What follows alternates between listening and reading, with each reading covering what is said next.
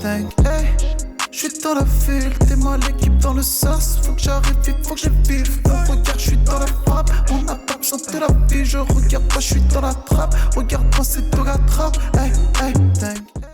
Salut à tous et à toutes, comment allez-vous? En tout cas moi c'est Doga et je pète la forme. Les gars, j'espère que vous allez bien, parce que là on est bientôt au 10K, vous êtes des monstres. Alors si tu veux continuer à soutenir la chaîne, n'hésite pas de t'abonner et de lâcher ton petit pouce bleu. Et puis les frérots, je vous casse plus la tête, c'est parti pour votre vidéo préférée, pour votre thème préféré, pour votre concept préféré. Go!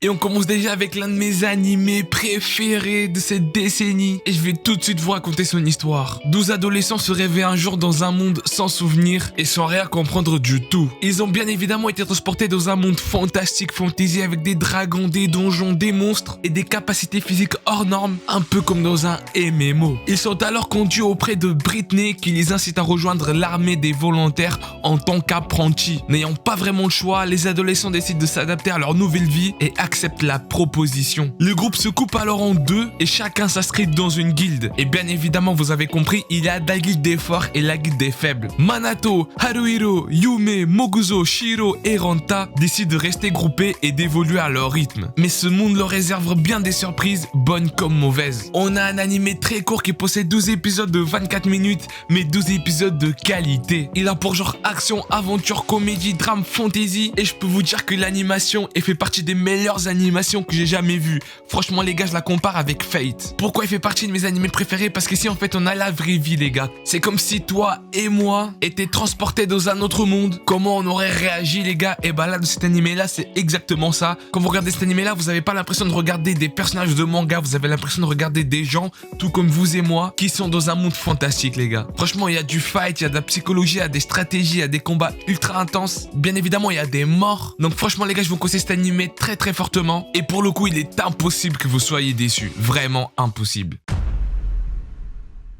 L'histoire se déroule dans un monde futuriste où les hommes ont définitivement abandonné la Terre, devenue une boule de glace. La civilisation humaine perdurait dans l'espace, conquérant d'autres régions spatiales. Mais au cours de leur conquête, les humains se sont fait un ennemi redoutable, connu sous le nom Hidose. Pour combattre, les hommes ont formé une alliance galactique de lycéens. Red est un lieutenant dans cette armée alors qu'il n'a que 16 ans. Il a toujours connu les champs de bataille. Lors d'un combat décisif, les humains sont vaincus et Red se retrouve projeté dans une distorsion spatio-temporelle. Et à son réveil, 6 mois se sont écoulés. Il a été recueilli par un équipage avec un étrange navire parcourant les mers de la planète Terre. C'est un animé de 13 épisodes de 23 minutes les gars. Il a pour genre action, comédie, drame, science-fiction. Si vous aimez un peu les animés un peu spatial qui parlent de la Terre, de la galactique apocalyptique les gars, celui-là vous allez kiffer à coup sûr. Et même si t'es pas ce genre d'animé là, je te conseille de jeter un coup d'œil car il risque de te faire commencer les animés un peu méca les gars. Incroyable. Et voici un animé les gars que je tiens à en parler puisqu'il y a sa saison qui va sortir en 2021 et c'est tout simplement Overlord. L'histoire débute dans un jeu qui se nomme Yggdrasil, le jeu le plus populaire du moment. Cependant, les serveurs du jeu vont se fermer à minuit les gars à cause d'une mise à jour et malheureusement notre héros lycéen surpuissant va être enfermé là-bas et il va garder ses capacités, ses niveaux et surtout sa conscience les gars. Et c'est pour cela que nous suivons le joueur nommé Mogoma, chef de la plus puissante guilde du jeu les gars, et décide à lui tout seul d'atteindre jusqu'à la fermeture de jeu le sommet. Et c'est alors qu'il remarque que les PNJ, le monde et tout ce qu'il y a autour c'est devenu réalité, comme si c'était son vrai monde. Et bien évidemment Mogoma qui était complètement désorienté parce qu'il se dit mais comment se fait-il? Qu'est-ce qui se passe? Et bah il va rapidement retrouver ses esprits et va décider d'être une légende, de devenir une légende dans son jeu qui kiffe autant. Voilà les gars, c'est un animé de 13 épisodes de 24 minutes qui possède plusieurs saisons et la troisième elle va sortir en 2021. Il a pour genre action, aventure, fantasy et seinen les gars. Et ça a été fait par le studio d'animation Madhouse. Voilà les gars, je vais pas trop en parler de cet animé car tout le monde connaît. Et pour le peu de personnes qui ne connaissent pas les gars, tout ce que j'ai à vous dire c'est que c'est un chef d'œuvre. Et je sais que tous les mecs qui ont vu Overlord en commentaire, je veux que vous dites aux gens qui ne l'ont pas vu, Les gars, Overlord c'est une pépite. Ok les mecs, donnez votre avis dans les commentaires. Je compte sur vous. Pas de screamer pour aujourd'hui, vous avez de la chance. Mais par contre les gars, moi je vais devoir directement partir réviser mes partiels. C'est pour cela que je vais vous laisser entre très bonnes mains avec Speed Manga pour vous présenter le reste des animés de cette vidéo les gars. Allez, passez une très bonne journée, une très bonne soirée. Occupez-vous bien de vos sœurs et de vos mamans les gars. Et moi je vous dis sayonara. Yukio Holder. Tuta Konoe est un garçon ordinaire, pas comme moi, élevé dans une ville rurale. Sa ville mondaine change soudainement lorsque son mentor, Catherine McDowell, se révèle être un vampire. Comme Michael Jackson, après avoir sauvé Tuta d'une blessure mortelle, elle le rend également immortel. Comme Maître Gims. Désirant déjà explorer le monde et également explorer le monde féminin, car oui, il y a beaucoup de boobs dans cet animé, le jeune Tuta réalise enfin son rêve de monter au sommet d'Anomichiara, bon je sais pas le dire, une tour qui mène à l'espace extra-atmosphérique. En cours de route, il trouve une société secrète remplie d'immortels, tout comme lui appelé Yukio Holders. Et oui, c'était dans le titre, mercenaire. En gagnant de nouveaux camarades et en devenant mentor en cours de route, Tuta se lance dans sa propre aventure magique et unique. Et l'aventure continue. Persona 4. Yu Narukami s'installe à Inaba, une ville apparemment calme et ordinaire, pas comme Paris en ce moment, où il se lie rapidement d'amitié avec l'élève maladroit Yusuke Hanamura, l'énergique Chie Sanatoka et la belle héritière Yukiko Hamagi. Peu de temps après l'arrivée de Yu, une chaîne de meurtres mystérieux commence à se produire les jours de brouillard. Ce qui fait tout de même un peu peur à notre protagoniste qui aimerait rester en vie. Dans le même temps, des rumeurs sur une étrange chaîne de télévision surnommée Midnight Channel se sont répandues comme une traînée de poudre. Et je te parle pas de sucre. Lorsqu'elle regarde son écran de télévision à minuit, une personne peut voir son âme sœur. Oui, what the fuck. Non, elle peut voir la personne qui va mourir. Après avoir vu la plus récente victime de meurtre sur la chaîne de minuit, Yu tente de la regarder à nouveau, mais se rend compte qu'il peut traverser la télévision et atteindre un autre monde envahi par Shadows. C'est à ce moment-là qu'il faudrait peut-être arrêter la drogue. Réalisant le lien derrière la dimension cachée et les meurtres, Yu et ses amis tentent de percer le cas en explorant le monde diabolique de la chaîne de minuit, en utilisant leurs personas, des manifestations éveillées de leur vrai moi, qui sont en réalité des stands. Busu Shuju Machiavélianisme.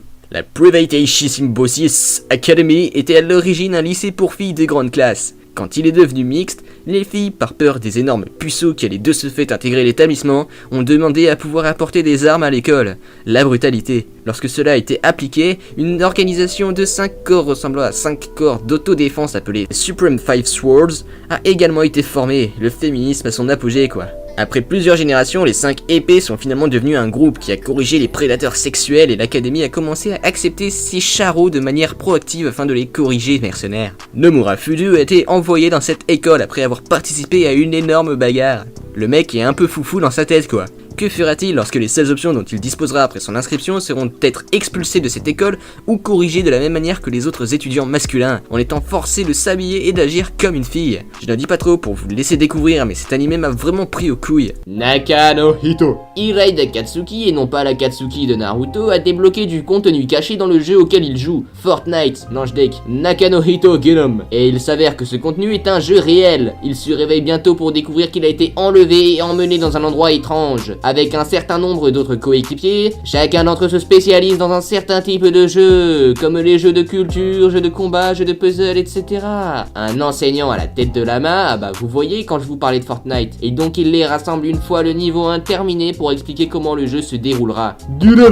Dans le quartier d'Ikebukuro, au centre-ville de Tokyo, au milieu de nombreuses rumeurs et avertissements étranges de gangs anonymes et occupants dangereux, une légende urbaine se démarque des autres, l'existence d'un Black Rider. Un Renoir qui conduit une moto. Non, en vrai, c'est juste un mec sans tête qui serait vu au volant d'une moto noire de jet à travers les rues de la ville. Mikado Ryugamin. Et non pas les gâteaux Mikado, a toujours aspiré à l'excitation de la vie citadine. Et une invitation d'un habit d'enfance le convainc de déménager à Tokyo. Témoin du Black Rider. Lors de son premier jour de la ville, ses souhaits semblent déjà exaucés. Mais alors que des événements surnaturels commencent à se produire, des citoyens ordinaires comme lui avec les habitants se sont mêlés à l'agitation qui éclate dans leur ville. Bon voilà les mercenaires, c'est la fin de cette vidéo. J'espère qu'elle vous aura plu et si c'est le cas, niquez sa mère au pouce bleu, niquez son père au bouton de s'abonner, niquez sa sœur à la cloche de notification.